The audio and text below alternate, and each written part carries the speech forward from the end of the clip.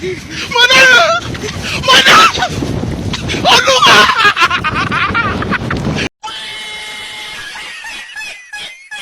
A few moments later.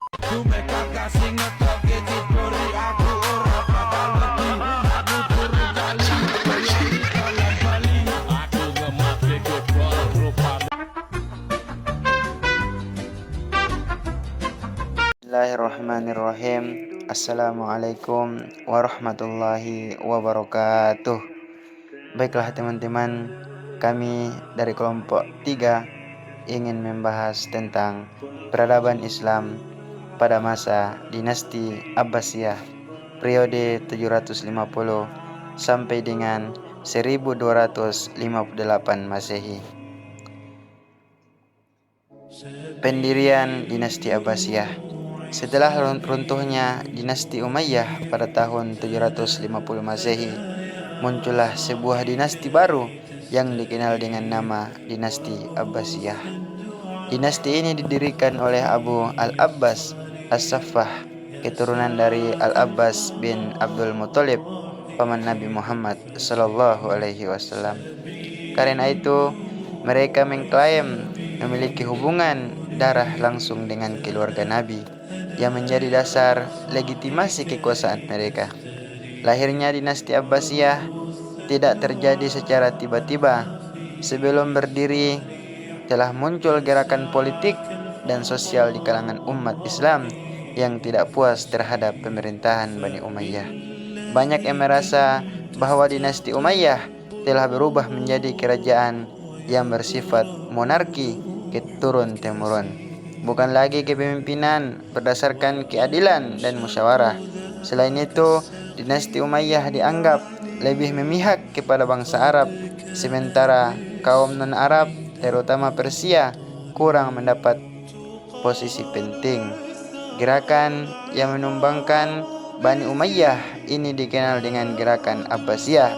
Pusatnya berada di Khurasan, wilayah timur kekuasaan Islam, yang kini termasuk Irak dan Afghanistan.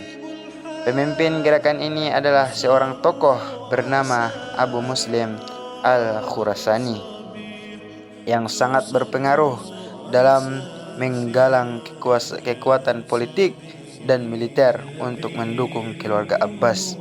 Pada tahun 750 Masehi, pasukan Abbasiyah berhasil mengalahkan pasukan Umayyah dalam pertempuran Zab dekat Sungai Zab di Irak bagian utara.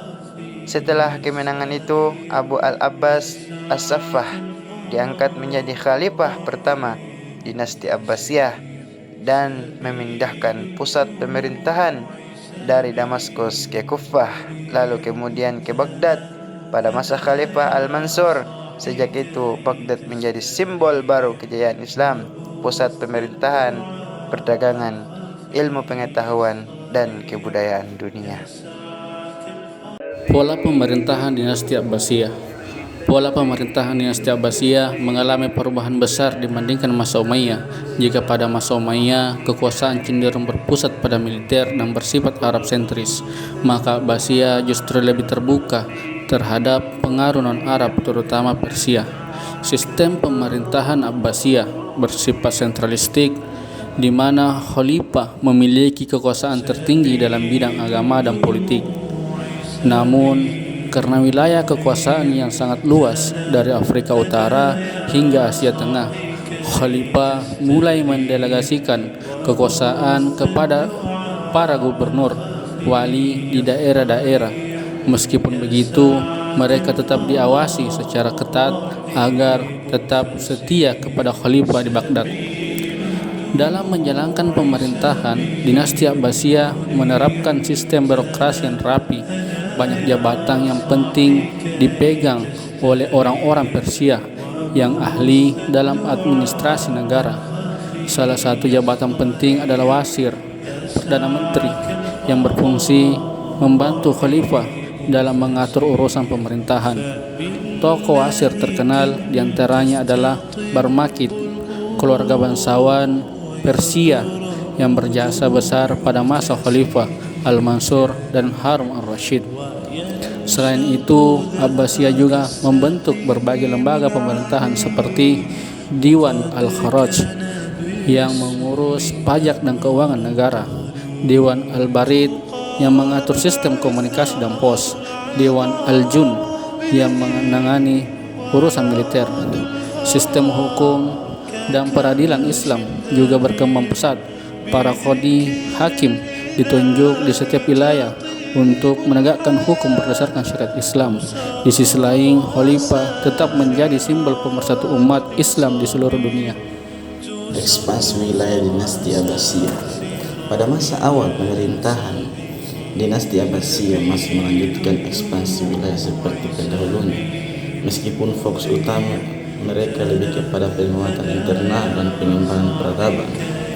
Pada masa Khalifah Al-Mansur 754 sampai 775 Masehi dan Harun ar-Rasyid 786 sampai 809 Masehi, wilayah kekuasaan Islam mencapai puncaknya. Kekuasaan Abbasiyah meliputi Asia Barat, Irak, Suriah, Palestina, Persia dan sebagian Asia Tengah, Afrika Utara, Mesir, Libya dan sebagian Maroko, sebagian India Barat, wilayah Andalusia di Spanyol. Meskipun di sana berdiri kekuasaan Bani Umayyah yang terpisah, namun seiring berjalannya waktu karena luasnya wilayah kekuasaan dan lemahnya kontrol pusat, beberapa daerah mulai memisahkan diri.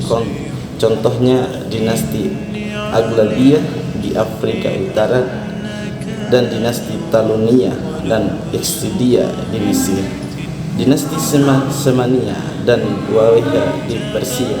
Meskipun demikian, Khalifah Abbasiyah tetap dihormati sebagai pemimpin spiritual umat Islam di seluruh dunia, walaupun kekuasaan politiknya mulai terbatas. Peradaban Islam pada masa dinasti Abbasiyah inilah bagian paling gemilang dalam sejarah Islam. Masa ketika dunia Islam menjadi pusat peradaban dan ilmu pengetahuan dunia. Kemajuan ilmu pengetahuan dinasti Abbasiyah dikenal sebagai masa keemasan Islam, Golden Age of Islam. Khalifah sangat mendukung kegiatan Islamiyah, menerjemahkan karya-karya dari Yunani, Persia, dan India ke dalam bahasa Arab. Didirikanlah lembaga terkenal bernama Bait al-Hikmah atau Rumah Kebijaksanaan di Baghdad. Pada masa Khalifah Harun ar-Rasyid dan Al-Ma'mun, disinilah para ilmuwan berkumpul untuk meneliti, menulis, dan menerjemahkan buku dari berbagai disiplin ilmu. Beberapa tokoh besar dari masa ini antara lain Al-Khawarizmi, ahli matematika, pencetus sistem aljabar; Ibnu Sina, Vincent, doktor dan filsuf, penulis Al-Qanun fi Al-Tabib; Al-Farabi, filsuf dan pemikir politik; Al-Hayatam Al-Hasan, ahli apotetik dan fisika; Jabir bin Hayyan, bapak kimia; Al-Bantani, ahli astronomi. Karya-karya mereka menjadi dasar bagi perkembangan ilmu pengetahuan modern di Eropa.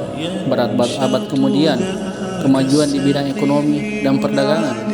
Pada masa Abbasiyah, ekonomi berkembang pesat karena letak geografis Baghdad yang strategis. Di jalur perdagangan dunia, barang-barang dari timur seperti sutra, rempah-rempah, dan batu mulia diperdagangkan hingga ke Eropa. Mata uang dinar, emas, dan dirham, perak menjadi standar ekonomi internasional. Selain itu, sistem cek suftajah sudah dikenal, memudahkan transaksi jarak jauh. Kota-kota besar seperti Baghdad, Basrah, Kairo, dan Samarkand menjadi pusat perdagangan dan industri. Kemajuan di bidang arsitektur dan seni. Bangunan megah seperti Masjid Agung Samara, Istana Al-Mutawakkil, dan berbagai madrasah dibangun dengan gaya arsitektur yang indah. Seni kaligrafi Arab dan ukiran geometris berkembang pesat sebagai bentuk ekspresi seni Islam yang tidak menggambarkan makhluk hidup. Kemajuan di bidang sosial dan kebudayaan. Kehidupan sosial masyarakat sangat dinamis, banyak muncul punjangga dan sastrawan besar seperti Al-Jahiz, Abu Nawas, dan Al-Mutanabbi yang menulis karya sastra, filsafat, dan sejarah. Bahasa Arab menjadi bahasa ilmu pengetahuan dunia saat itu. Bidang keagamaan. Dalam bidang keagamaan berkembang berbagai mazhab fikih seperti Hanafi, Maliki, Syafi'i, dan Hambali. Selain itu muncul pula gerakan intelektual dan teologis seperti Mu'tazilah yang menanamkan rasionalitas dalam memahami ajaran agama. Kemunduran dinasti Abbasiyah. Meskipun sempat berjaya selama berabad-abad, dinasti Abbasiyah perlahan mulai mengalami kemunduran. Penyebabnya antara lain ialah wilayah kekuasaan yang terlalu luas sehingga sulit dikendalikan, pertikaian politik dan perebutan kekuasaan di dalam istana, bangkitnya dinasti dan dinasti kecil yang memisahkan diri, serangan bangsa Mongol yang menghancurkan Baghdad pada tahun 1258 Masehi, menandai berakhirnya kekuasaan dinasti Abbasiyah. Namun, meskipun runtuh secara politik, pengaruh peradaban Abbasiyah tetap hidup. Ilmu pengetahuan, kebudayaan, dan sistem pemerintahan mereka menjadi warisan berharga yang membentuk dasar bagi perkembangan dunia modern. Simpulan, peradaban Islam pada masa dinasti Abbasiyah merupakan puncak kejayaan dunia Islam. Melalui kebijakan pemerintahan yang teratur, dukungan terhadap ilmu pengetahuan, dan keterbukaan terhadap berbagai bangsa dan budaya, dunia Islam berhasil melahirkan kemajuan luar biasa dibanding ilmu, ekonomi, seni, dan kebudayaan. Masa ini menjadi bukti bahwa ketika agama, ilmu, dan keadilan bersatu, maka peradaban yang besar dan berpengaruh dapat terwujud.